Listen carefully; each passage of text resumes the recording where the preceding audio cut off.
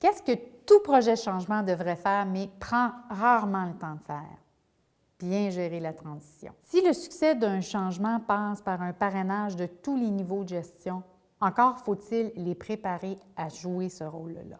Chez A+ Transition, on vous propose Do It, une méthode qui a fait ses preuves. C'est une approche qui vous permet de voir qu'est-ce qu'il y a à faire et quand dans un projet de changement.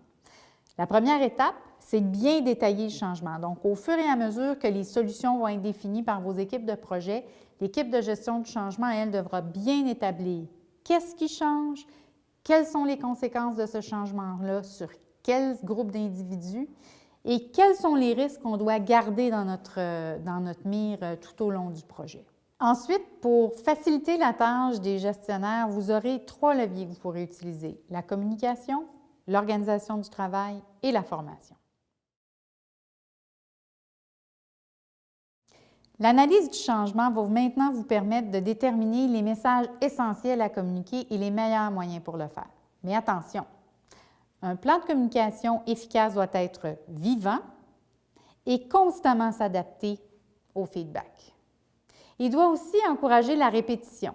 Ce n'est pas parce qu'on l'a dit une fois ou qu'on a envoyé un courriel que les gens ont bien compris, même si c'est souvent ce qu'on pense.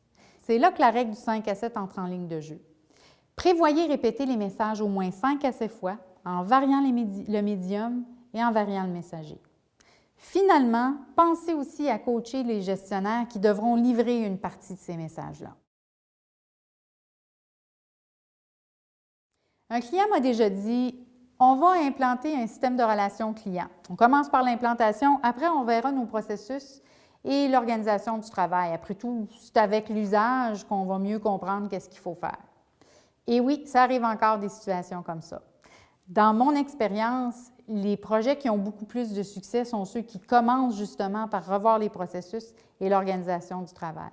En réorganisant les équipes, les tâches, les rôles et responsabilités, ça va permettre justement de mettre en place un plan de transition beaucoup plus efficace. Tout le monde sait bien qu'une bonne formation est essentielle au succès d'un projet, mais ça ne suffit pas. Si on n'a pas revu l'organisation du travail, comment peut-on être certain qu'on va former les bonnes personnes sur les bons sujets? Si on n'a pas pris le temps de communiquer aux employés préalablement quelques détails sur le changement, comment peut-on s'assurer que la formation sera efficace? Des conseillers bien outillés feront une grande différence dans le succès de vos changements. Je suis Manon Champagne, présidente et cofondatrice de A+ Transition.